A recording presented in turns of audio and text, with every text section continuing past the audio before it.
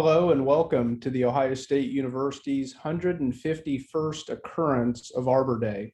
I am Dewey Mann, the current interim director of your CFAES, Chadwick Arboretum and Learning Gardens. The celebration may be virtual this year, but it is in no way any less significant.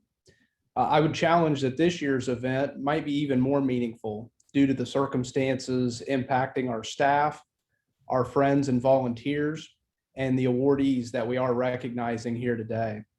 With that, I do want to welcome our students, faculty, staff, alumni, volunteers, donors, many distinguished guests, emeriti faculty, and friends who have gathered today to celebrate the trees of our campus and community.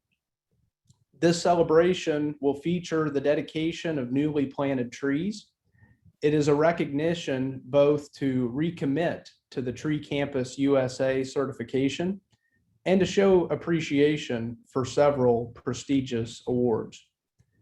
Even though our format is virtual this year, you might only see a few faces on the screen. For our Arbor Day celebration, we have invited all those receiving an award to be on screen with us here today as part of the program. Honorees, would you be willing to share a warm wave with our virtual attendees? A special welcome to all of them. I do think about the impact on our staff team this spring by shifting events virtually. I'm so glad you're able to join us for this celebration, and we do look forward to meeting again in person. I think to all the adversity that each and every one of us has faced this year, the way that our staff has navigated challenges, the many ways that our friends and volunteers have stepped up to support our efforts, college and university leaders that have spent countless hours helping us work through the adversity and to continue to support our operations efforts. The awardees that have continued to support our beloved Arboretum, to support our college as we sustain life, our industry partners that support us tirelessly time and time again. It goes beyond measure. I couldn't be prouder to be serving through this season with you. To begin our program, in 1884, the OSU Board of Trustees created an annual report stating that the whole campus is regarded as an arboretum. It was 1981 when the first 14 acres known as Lane Avenue Gardens were just in the early stages of planning. And I've got a personal story where my father-in-law was the project manager completing the lake at Arboretum North. And he completed that project in the early 80s. And he had not been back there for nearly 30 years. And I took him back here this past fall, and it was just amazing the transformation that so many of you have been a part of and contributed across our great campus. Today, the Chadwick Arboretum and Learning Gardens is a 62-acre patchwork on our Midwest campus with 5 garden locations that serve as a place for education, research, and respite. We will be celebrating our 41st birthday this summer as a dedicated Arboretum.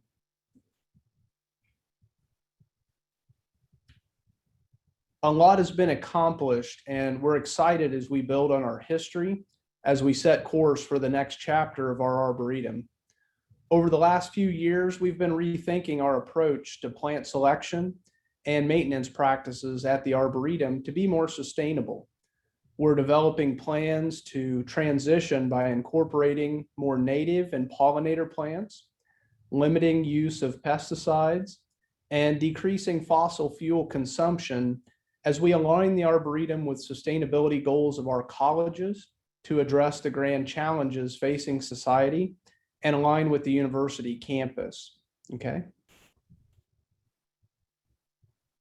We're also accredited as a level 2 certified arboretum by ArbNet.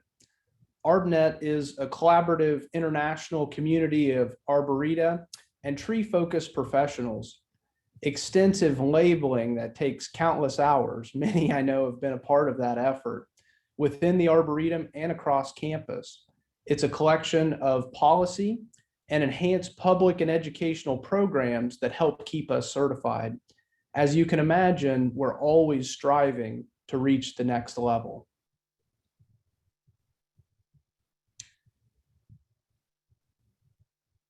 As you can see, the 62-acre Arboretum is more than enough to keep our teams busy and on our toes, with 5 volunteer sessions per week, multiple virtual events, a summer internship program, support of research, extension, and class activities, in addition to taking on new responsibilities, such as the annual cultivar trials.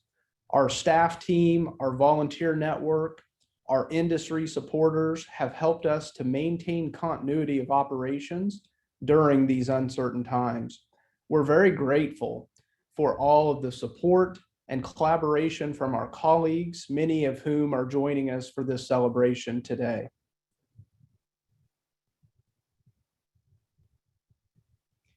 Typically, this annual Arbor Day event, our highest, holiest day, as previous director and longtime matriarch of the Arboretum, Mary Maloney, would say. The event would occur outside of Cotman Hall here at the Chadwick Arboretum. Thank you for joining us from your homes, offices, or if you're watching this event recorded. We hope that you will enjoy this program put together by our team, led by the talented and humble Julia Wilson. We hope to be back outside and in person with you next April. At this point in the program, I'm going to turn it over to Pam Poeth, our talented Chadwick Arboretum horticulturalist, for a poem recitation. And then we're going to transition over to Kathy Smith, Ohio State University Extension State Forestry Program Director. Pam?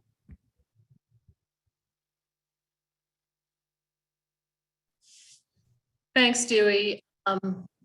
Yeah, I was very honored to be able to select a poem to,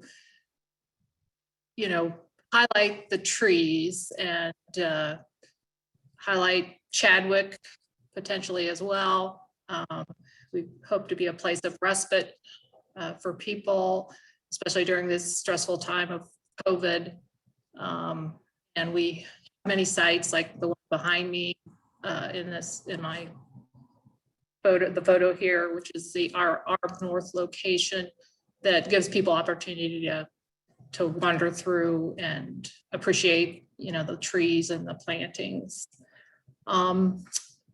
The poem that I selected, I appreciated for its meditative approach on trees. And the title is Trees in the Garden. And the author is D.H. Lawrence. And I'm hoping to kind of a little bit of interactive here with you as I read this poem. Like you to imagine yourself in the woods, maybe even at Chadwick, and pausing in the woods, looking up into the branches of trees and pondering the splendor and majesty of the trees. So I'll begin reading the poem here. Ah, the thunder air, how still the trees are. And the lime tree, lovely and tall, every leaf silent, hardly loses even a last breath of perfume. And the ghostly, creamy colored little leaves, white ivory white among the rambling greens. How effervescent, variegated elder. She hesitates on the green grass, as if in another moment she would disappear with all her grace of foam. And the larch that is only a column, it goes up too tall to see. And the balsam pines that are blue with the gray blue blueness of the things from the sea. And the young copper beech, its leaves red rosy at the ends, how still they are together. They stand so still. In the thunder air, all strangers to one another. As the green grass blows upwards, strangers in the silent garden. Well, hopefully you'll take time to regularly do a meditation and walking through the woods or our gardens at Chadwick and honor the beauty of the trees and what they contribute to the earth. Now I'm going to turn it over to Kathy Smith. Okay, thank you, Pam. Today, I'm very honored to get to present this Tree Campus USA certification to our university landscape architect and chair of our Campus Tree Advisory Committee, Steve Volkman. Notice here that it is our 10th consecutive year at this award, and this award doesn't happen in a vacuum. Steve gets to fill out all the paperwork and listen to the rest of us on the Tree Advisory Committee kind of give our input wherever he wants it or whether he doesn't want it. But with that said, there's the Tree Advisory Committee and the FOD grounds crews and the arborists and everybody who participates in making this a potential award for us. And it's awesome. When I read that it was the 10th consecutive year, I was kind of surprised, Steve. I didn't realize we've been at this that long, but awesome. And if you want to say some words, Steve, congrats. You're muted.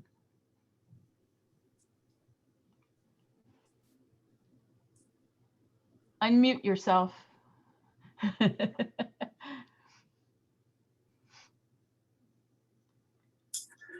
you go. You would think that after all of these events that we would have that figured out, but we don't. So anyway, thanks, Kathy. So the university is very grateful to the Arbor Day Foundation for being flexible in the submittal requirements this past year. It was a tough year to really hold the events the way we had in the past. So you know, we were very grateful to that. You should know, though, we remain committed to adding trees not only to the Columbus campus, but to all our campuses. And we'd also like to thank Flo and the student volunteers with the School of Natural Resources for all of their work along the Olentangy River corridor this past year, both in removing invasive plant material and in planting new trees. So this was something that actually happened last year. So, you know, work continued, the good work continued in terms of planting up the campus. Andrew, you want to add anything to that? I would just say there's a big net of people that has worked on this and continues to work on it day to day from the ground up, and just thankful for everyone on campus that sees value in the trees on campus, and we'll keep planting forward, as Mary would say. Okay, thank you. So next, we're going to talk about the trees that have been planted in the last year. And I had a nice long list and was going to read that to you. And then I thought, you don't want to listen to me read trees. So we've got a couple of videos here we're going to share. One is where we planted this year's Arbor Day tree. And then the next one will be about those trees that we're dedicating for planting in the past year.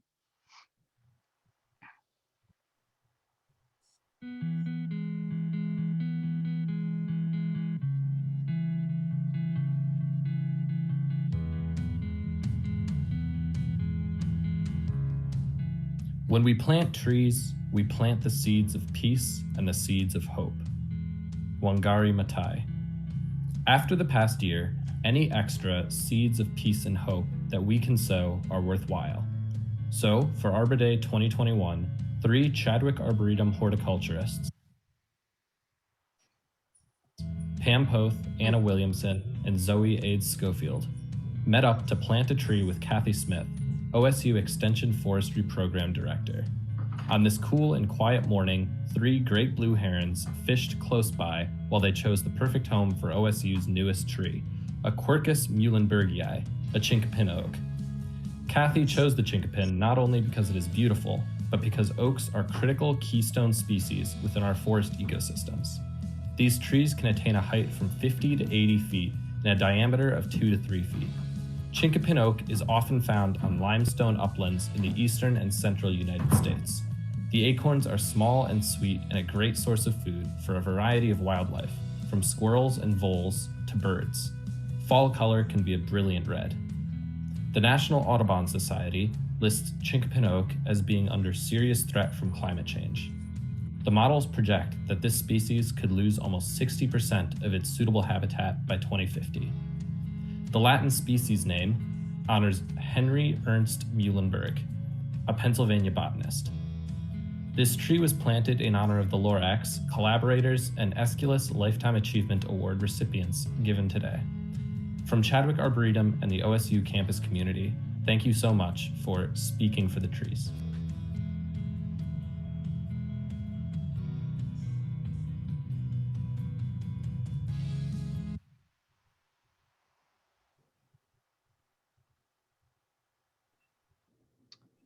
And next we'll take a look at those trees that are being dedicated today.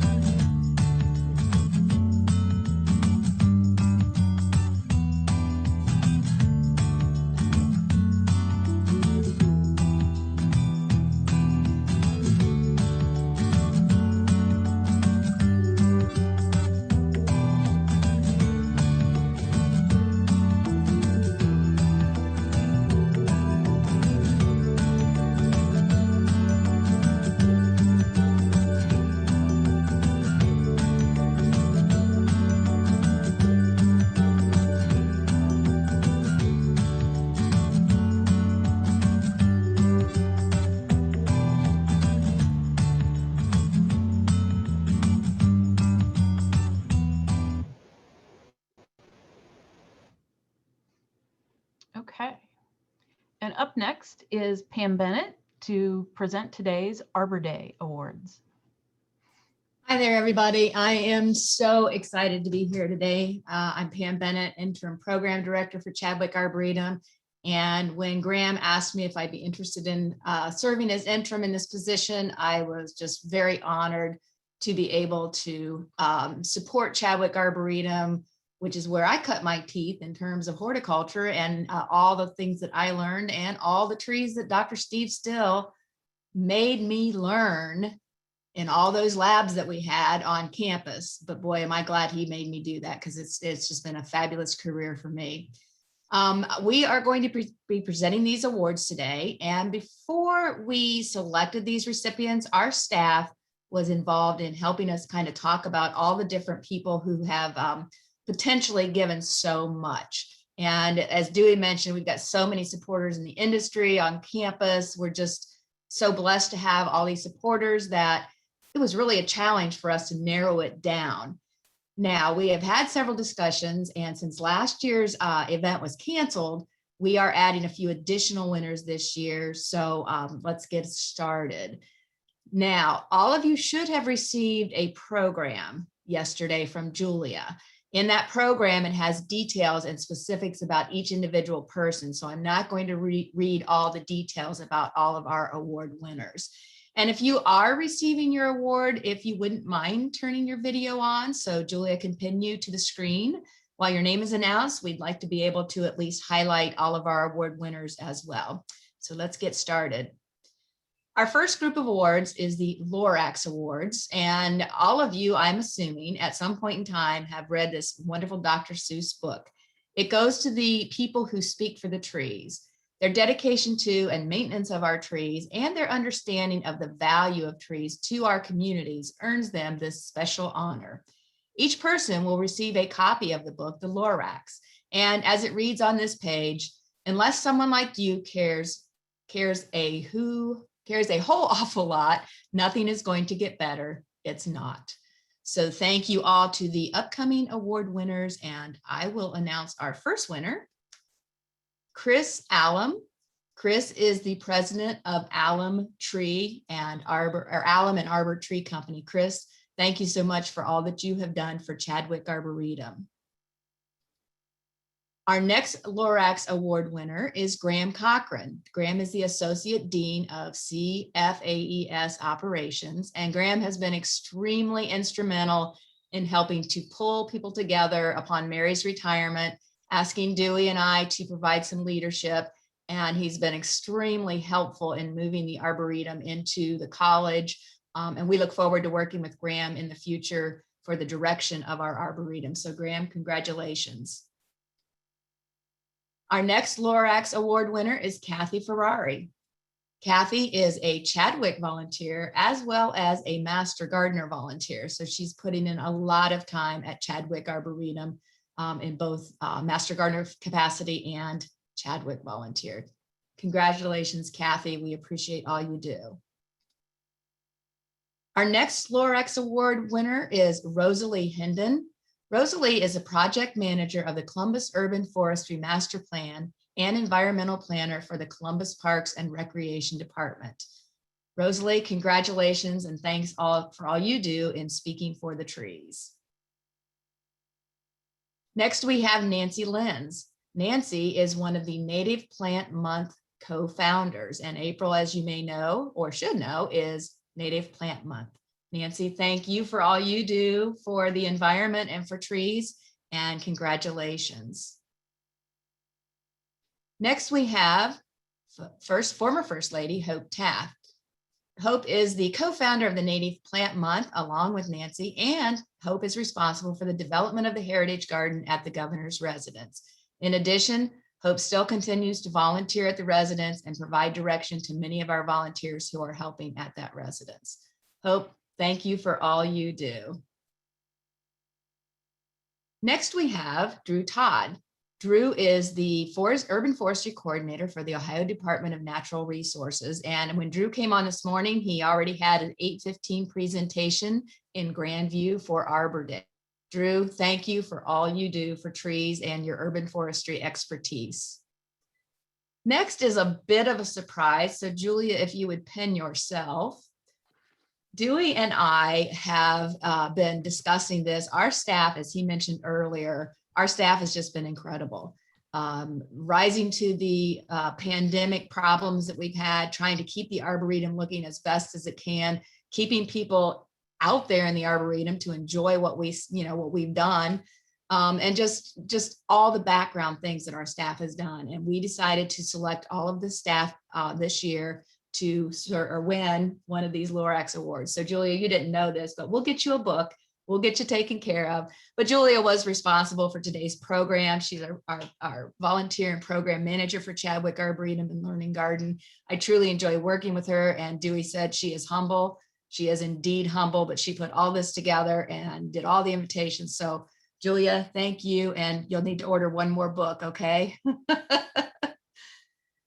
Our next one is Olivia Bianco. Olivia is the administrative assistant at Chadwick Arboretum, and congratulations, Olivia, and thank you for all you do. And Zoe Eads Schofield is our next one. She is a horticulture assistant for Chadwick Arboretum and Learning Gardens. Zoe, congratulations. Pam Poeth, who you've already met. She's our horticulturist at Chadwick Arboretum. And Pam was also in the video planting trees. So Pam, Congratulations. And maybe next year, if you read a poem, it'll be coming out of the Lorax book that you will receive. Next is Adrian Spillman. Adrian was an assistant horticulturist for us until he just recently took a job as parks manager for the village of New Bremen. And Adrian, congratulations, and we wish him the best in his future career as a horticulturist. And Anna Williamson. Anna Williamson is a horticulture assistant, and she's also going to be the cultivar trial manager this year. And she's done a fabulous job already in starting plants in the greenhouse, her first time growing plants in the greenhouse, and just has been just a huge champion for this project. So we really appreciate all of our staff. Each of you who are receiving the Lorax Award will receive a book. If we were in person, we'd be lovingly handing this over to you, but we will get it to you in the mail. And again, we appreciate all that you do for us. Our next awards are the Collaborator Awards, and these are given to people who have been very instrumental in supporting the mission of Chadwick Arboretum. And since Dewey and I have been in this role, we see the value of Chadwick Arboretum to the rest of the campus. We have people coming constantly. Can we do this? Can we do this? So that connection from campus to Chadwick is just phenomenal. And likewise, the things that we can provide for research, extension, and outreach as an arboretum. This is Matt Davies' class in the fall of 2020. His class was given Matt was given a Collaborators Award in 2019 for his leadership in mentoring and engaging students in his SENR 4900 Ecological Restoration Capstone class. But his impact continues as students use the Arboretum as a classroom during the pandemic. Those of you who are receiving this recognition will get a certificate, but we also decided instead of something that you can, put on your shelf or a coffee cup or something like that, we have planted 10 trees in your honor at the Wallowa Whitman National Forest, which is in Northeast Oregon and Western Idaho. In 2016, the rail fire raged through 43,000 acres of Wallowa Whitman National Forest, further destroying the tree cover already suffering from an ongoing mountain pine needle epidemic. While some areas are regenerating naturally with lodgepole pines, others are in desperate need of reforestation. So in your honor, we have planted 10 trees for each person there. So thank you all. And our first Collaborator Award goes to Dr. Enrico Bonello. Enrico is responsible for an international USDA Forest Service sponsored project involving collaborators in the United States and other countries to test the utility of sentinel plantings of key tree species as early warning systems. Trees in sentinel plantings usually function as baits or as canaries in the gold mine for unknown pathogens and pests that would become invasive if introduced in a given country. Enrico has worked with our Chadwick staff to set up a sentinel plot in the Arboretum. And if you're over by Arb North in the parking area, please be sure to see this plot. It's really cool. Enrico, congratulations for your Collaborator Award. Our next Collaborator Award is Jake Boswell. Jake is an associate professor and graduate chair of the landscape architecture program at the Knowlton School. And we have a short video on what his project consists of.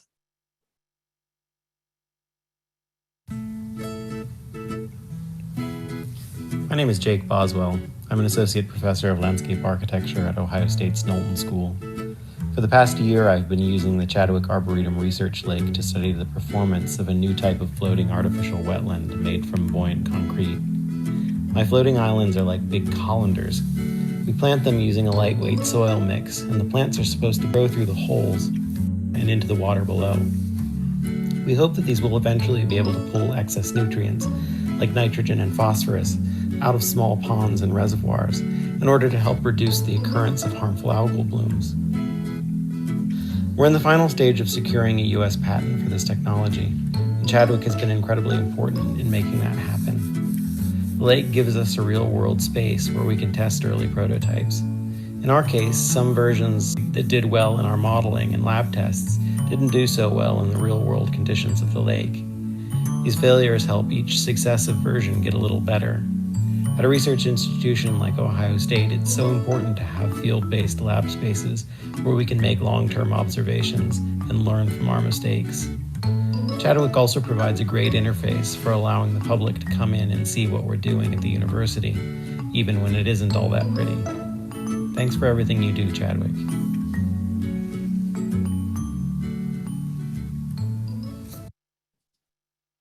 Thank you, Jake, and congratulations. What a cool research project. Our next collaborator could not be here today because she's so busy collaborating across the university. She's just done an amazing job. Denise Ellsworth is the director for the OSU Pollinator Education Program under the Department of Entomology. She has been a wonderful collaborator in the past while doing even more programming with Chadwick Arboretum and Learning Gardens during the pandemic and early this year. And we thank Denise for always thinking about programming with Chadwick Arboretum and doing research projects. So congratulations goes to Denise Ellsworth. Our next award is the Aeschylus Lifetime Achievement Awards. This is the biggest award that Chadwick Arboretum gives, and Mary Maloney started this a couple years ago when, I have to say this, Jim, when Jim Chatfield received it in 2018 when he retired the first time, right, Mary? Because he officially retired again the second time this past February. The Aeschylus Lifetime Achievement Award is the highest honor bestowed by Chadwick Arboretum and Learning Garden staff. This award needs no specifics as the name speaks for itself. Jim Chatfield is the only other recipient of the Aeschylus Lifetime Achievement Award in 2018. This year, our 3 award winners are receiving these botanical prints that are part of the Dr. Emanuel Rudolph Botanical Print Collection, comprised of 700 botanical prints bequeathed to Chadwick Arboretum by Dr. Rudolph. The correct name for the plant depicted in the drawing is Aeschylus pavia. The name Aeschylus discolor is no longer accepted. And this came from Ann Shannon, who is a former researcher here at Ohio State and now with Extension, and who did her PhD on Aeschylus. So the first award winner for this is Dan Herms. Dan has been in horticulture since the late 1970s. He was a faculty member in the Department of Entomology and eventually chair of that department. Recently, Dan started working at the Davey Tree Expert Company and is in the process of developing a public arboretum and garden to be used for research, teaching, and more. Again, in the program, you can find a lot more details about all of these award winners. That's just overwhelming with all their accomplishments. Congratulations, Dan Herms. Next, our Lifetime Achievement Award goes to Dan Struve. Dan has not only given countless hours to the Arboretum, but countless trees from his research program. Many were planted in the 1,000 trees area. He was also instrumental in providing native plants for the Chadwick Arboretum and Learning Garden Fall Plant Sale. Dan, we congratulate you on this highest honor. And finally, Mary, dear Mary. What can we say about Mary? Well, if you'll read the program, one of her volunteers and a friend wrote just a lovely, lovely, heartfelt, lovely heartfelt words in the program that just describe Mary to a T. We have honored Mary and her September 2020 retirement a few times, but Mary, it never seems like it's enough for all that you've done for Chadwick Arboretum and Learning Gardens. You made it your heart's passion to develop this and to put your time and commitment into this, and it obviously shows with all of the great things that Chadwick is involved in right now. So Mary, we thank you so much and congratulations on this high honor. With that, I am going to turn it over to our speaker today, Dr. Dan Herms with the Davey Tree Expert Company, who's going to give us some tree-rific remarks. Dan, it's all yours. Well, thank you, Pam. And I will share my screen. Are you seeing my slides? Yep, perfect. Okay, great. Well, first of all, I want to thank you and doing the rest of the selection committee for this great honor. I'm just overwhelmed. And as we'll see, Chadwick Arboretum has played such an important role in my life. I also want to congratulate the other award winners. It's just, it's a great honor to be a part of such an illustrious group of people who've made so many excellent contributions. So I took this picture of the Serviceberry last weekend at my at our place in Michigan. And I want to ask Dan Struve. Dan, do you recognize this plant? And Dan gave me this plant in 1993. He, if I recall correctly, cloned it from the serviceberries that stand sentry outside the main entrance of Hallett Hall. At least they used to. I think they're still there. But it's been standing sentry outside our doorway since 1993. And to me, serviceberry is emblematic of the science of phenology. And, you know, the name serviceberry derives from the fact that it would be blooming back in the, you know, the settler days, the pioneer days, when the ground had thawed in the spring, and they would resume burial services for the friends and family members that had passed away during the winter time. And it has other common names too, shadbush or shadblow, because it blooms when the shad run in the spring to spawn, and Juneberry for obvious reasons. And so phenology, of course, is the study of reoccurring biological events. And I've been obsessed with phenology for years. And this kind of goes back to what Pam was just saying about the time we spent, Pam and I were in horticulture students together as undergrads. Spring quarter 1981, Professor Steve Still assigned us gave us an assignment to create a list of 50 plants and record their blooming dates. And so, like Pam, I spent countless hours in Chadwick Arboretum developing a personal relationship with specific plants, many of which are still there and some of which I missed on quizzes, and I'll never forget those plants and I'll never miss them again. But I kind of just became obsessed with keeping track of blooming times of plants and monitoring phenology, thanks in large part to that project. Subsequently, in my master's program, I studied the phenology of insects. This is me when I had less hair on my face and more hair on my head in the early 1980s. And then as I received my bachelor's degree, Dan Chipless, who was the head of grounds at Sechrist Arboretum and then a graduate student in the horticulture department, studied under Max Kawasi. Dan went on to become assistant curator of the bonsai collection at the National Arboretum in Washington, D.C., and then established the gardens at the Native American Indian Museum in Washington, D.C. before he prematurely passed away from leukemia. But Dan gave me this advertisement from the AADGA newsletter for this job position at the Dow Gardens. And the first responsibility there was applied research, IPM and phenology. And I thought, you know, I can do this. And so I went up, I interviewed with Doug Chapman at the Dow Gardens in Midland, Michigan. Doug received his master's degree at Ohio State University in horticulture. He was an advisee of L.C. Chadwick. And he used to speak reverently about Chad, as he called him.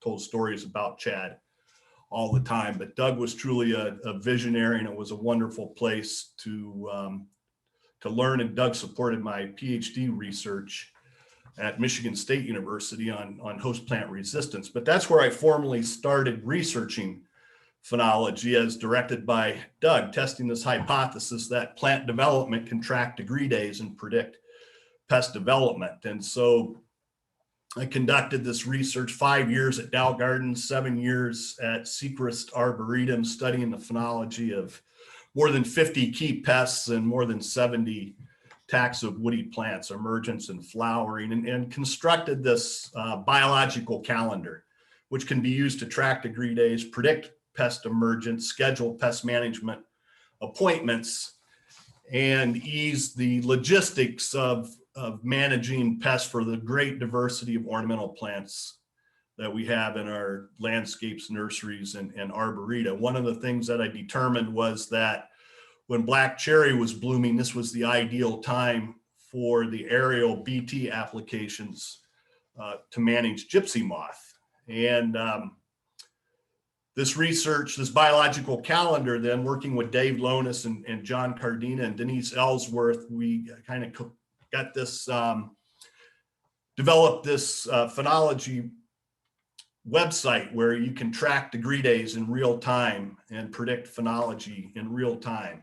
And so this has been up and running and tested for, gosh, I don't know how long, well over 15 years. It's widely used. And so today we're standing at 342 degree days accumulated at Chadwick Arboretum. Winter King Hawthorn should be somewhere between first bloom and full bloom, so somebody can go out and check that out. But what we're saying is we can predict what insects are active and what trees are blooming anywhere in Ohio at any time. And so I'm proud of that accomplishment. Here's from the Ohio Department of Agriculture, Division of Plant Health. And so they use this research to time their gypsy moth applications. So when black cherry trees are in first bloom or Ohio buckeye in full bloom is the optimal time to treat gypsy moth, 370 growing degree days. And I noticed yesterday ODA sent out a news alert announcing that they were soon to begin their treatments in Ohio. And so I was with Dave Adkins yesterday looking at the spotted lanternfly infestation in Mingo Junction. Just another of the latest of invasive species that Enrico's working so hard to combat through his Sentinel Garden at Chadwick.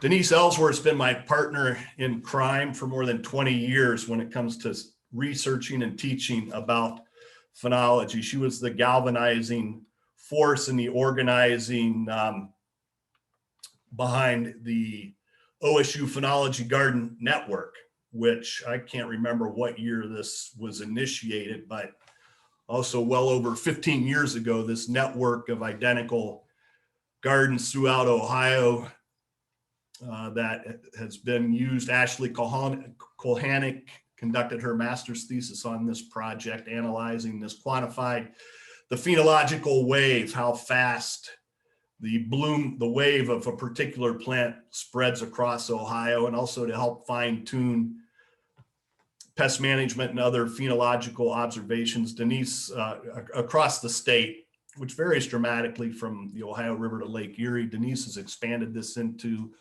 pollinator phenology and so forth. Chadwick Arboretum has been a key collaborator in this project, as have a number of other arboretum public gardens around the state. This was subsequently incorporated into the National Phenology Network, which was a big deal. They said that our network was the finest grained resolution in terms of the number of gardens and the data for a particular region. And so this really assures that that work done by those master gardener volunteers and other arboretum and so forth will have a lasting legacy. This is data archived. So in 1985, when I started doing this phenology research formally, climate change was not on my radar, and it wouldn't be for another several years, and I wouldn't publish my first paper on climate change until 1995. But in February, well, by that time, climate change was embedded and well underway. February 1985 was the last month at which the average global temperature of the Earth was below the 20th century norm. Every month since then, it's approaching 400 in a row, if my math is correct. The average temperature of the Earth has been above the baseline temperature for the 20th century. And so the climate is continuing to warm. The weather station and these lilacs at Sechrist Arboretum were established as part of a national phenology network planting in the 1960s that was subsequently used to help document the onset of earlier springs throughout North America. And these red Rothmajensis lilacs have been incorporated into all of the OSU Phenology garden networks since then. Of course, we have a long way to go before we catch up to the Japanese and their phenological data. So the Japanese have been monitoring cherry blossom phenology for well over 1,000 years. And in recent years, they've been blooming earlier and earlier. And this year was the earliest that they've ever bloomed in the 1,200-year chronos sequence of their phenology. So winters are getting warmer, and Pam and I Pam probably remembers as well as I do. Steve Still would make us, memorize what the hardiness zones were of the plants that we were studying. And back in those days, Chadwick Arboretum was zone 5, and it's transitioned to zone 6 since then, and is continuing to warm. And at Davey Tree, we're partnering with the Arbor Day Foundation to develop a website that will predict future hardiness zones based on climate change models under different emission scenarios. Low emission scenarios that would be consistent with the Paris Climate Accord, high emission scenarios that would be consistent with kind of continuing as we've had. And what these models show is that Chadwick Arboretum by 2070 will be zone 7. And zone 7A or zone 7B, corresponding with what the current northern Alabama or Oklahoma winters are like now. So that's going to be a big change in terms of plant communities and planting decisions. And Arboretum public gardens are already playing a key role in evaluating plant material for warmer climates. And I think that'll become increasingly important. And trees play a key role in mitigating the effects of climate change and in resilience to effects of climate change. So ecosystem services that trees provide, many of these are very relevant. So stormwater runoff reduction, for instance, tree cover dramatically reduces stormwater reduction. And Ohio has seen increased precipitation, increased heavy precipitation events, increased stream flow, and trees can really help mitigate that. Of course, carbon dioxide storage and sequestration, energy savings from shade, all of these things contribute to helping to mitigate the effects of climate change. And these can be quantified, as most of you are very well aware, maybe all of you are very well aware, by quantified through studies that have been incorporated into this iTree suite of tools. And as an example, one of my graduate students, Alejandro Chiriboga, studied or conducted a census of the street trees in the city of Worcester and quantified their ecosystem services. So the trees just on the city sidewalks, quantified the carbon sequestration and the carbon storage of the most common species, also highlighted the fact that they're overplanted in what are becoming invasive species, and the city of Worcester is responding to that. But determined that based on the assumption that the average car emits 1.6 tons of carbon per year, assuming that Click and Clack, the car talk brothers, were correct in their calculations, the Worcester street trees offset 300 cars per year, which is greater than the city fleet. So it's pretty substantial for a town of 20,000 people. The street trees generate 260,000 plus in economic values per year. I, for a while, served on the Street Tree Commission for the city of Worcester, and these numbers caught the attention of the city council and contributed to increased support for tree planting. Many of you may, excuse me, remember Alejandro. He was very active in what was then called the Extension Nursery and Landscape team, Alejandro had moved back to his native Ecuador, where he served as a research administrator at the university in Quito. Alejandro tragically passed away last year. In a kind of a disturbing trend, Dave Nowak, an eminent scientist with the Forest Service, documented that urban forests in the United States are losing trees, at least in the first part of the last decade, at a disturbing rate. And so this is, you know, kind of when we need to be headed in the other direction. This, these loss of ecosystem services were disturbing, but I think that trend is turning, and there's a lot of enthusiasm among municipalities, among their nonprofit partners, and so forth. And many of you may be familiar with the Trillion Tree campaign that's looking to reforest our cities and forests and helping to try to mitigate these impacts of climate change. So I think this is a positive trend. And finally, I want to just end by congratulating Mary Maloney on her stellar and impactful career at Chadwick Arboretum. So, you know, public gardens are so important for the curation, conservation, and enjoyment of plants, for the research, teaching, outreach, and engagement. You know, they really function centrally in every component of the land grant mission, whether they're located at a land grant institution or not.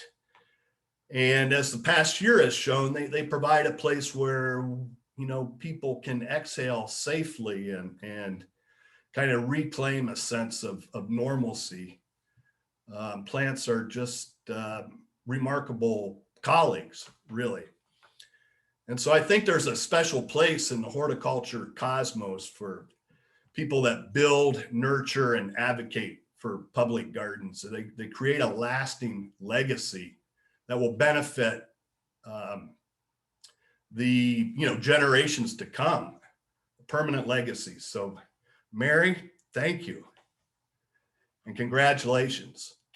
And with that, I'll just say I suggest that when this program's over, everybody knock off early, go to your favorite garden center or your nursery and buy a tree and go plant it if you haven't already, like Drew Todd has. So again, thank you for this opportunity, this recognition, and I appreciate very much.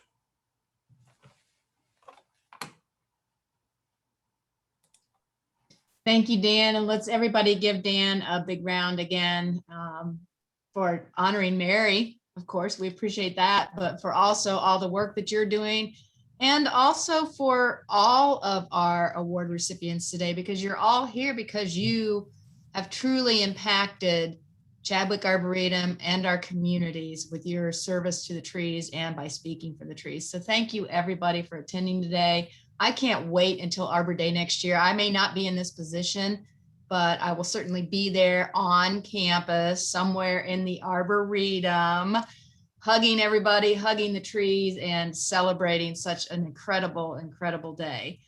So Dan, great words. I will be going to get some trees this afternoon. I already planted one this morning, but I'm going to do more in my yard. So thanks for the great words of advice. Just a few final closing comments. I would be remiss if I did not remind everybody about our plant sale fundraiser. You know, last year we weren't able to have it because of the pandemic. This year we're having kind of a scaled down fundraiser. We're still having it, but we're being very cognizant of the pandemic and the fact that we have to be kind of careful and social distance and so forth. So we will be having it the weekend after Mother's Day, as opposed to next weekend, which is graduation weekend. We moved it to this weekend. We're having a pre-sale on May 13th for our friends. And if you're not a friend, you can go to our website and get sign up and become a friend so that you can get there early for the pre-sale and all the good stuff. And then Friday, May 14th and Saturday, May 15th will be our sale days. So we're excited about this. We're excited about getting back up and running again. And as Dewey mentioned in the beginning, we couldn't do this without our incredible staff. And thank you to all of our staff. And thank you again to Julia for putting this wonderful slide program together. Now, tradition has it that we would have, I believe Mary calls it the piano guy on the bike. I don't know what his official title is, but he brings his piano on his bicycle, comes to the Arboretum, and he actually plays our alma mater. And if you look at the program, there is a little poem written on there. We gather on this Arbor Day to honor friends who come our way. Grateful to the earth are we are grateful to the word. I just changed it. Grateful to the earth are we for all the grandeur of the tree. Seasons come and seasons go. The arbor does not cease to grow. Mother Nature will bestow her dear blessings. Oh, hi, oh. So with that, I am going to mute myself because I absolutely cannot sing and I don't want you to hear me sing, but I'm going to close out with the alma mater and you are all welcome to join in and sing. And if you want to unmute yourself, go right ahead. And again, thank you all for attending.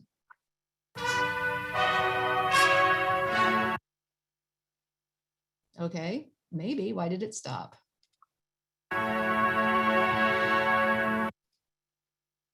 Okay, I can't mute myself, so I will stop. I'm not going to sing because I can't mute myself without stopping this. So I'll lip sync.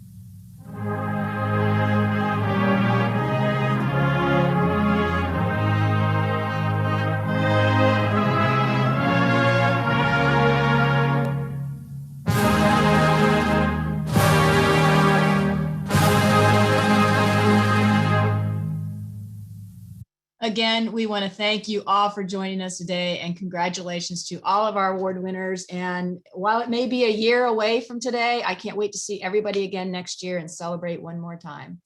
Thank you and congratulations, everybody. And that concludes our program. Thanks, Dan. Appreciate it. I remember all those days studying all those plants. Whew. But that was the best. That was the to help us remember. Remember we had to do fall color too. Yep, I do. I know those inside and out because of that exercise. And our master gardeners do it now for their classes. And what a great way to learn. Yep. I just hope now the students don't use the website to cheat. There you go. There you go. Thanks, everybody. Good to see you, Dan Struve. Good to see you, Hope Taft. And the same to you, Pam. It's great to see you. Bye. Bye-bye. Dan, you doing well? Thanks for the award, the recognition. Absolutely.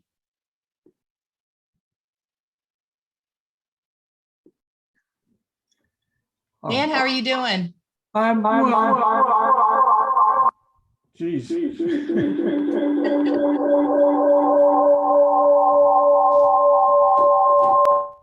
Got a second one on there. Thumbs up. Great, great. Bye, everybody.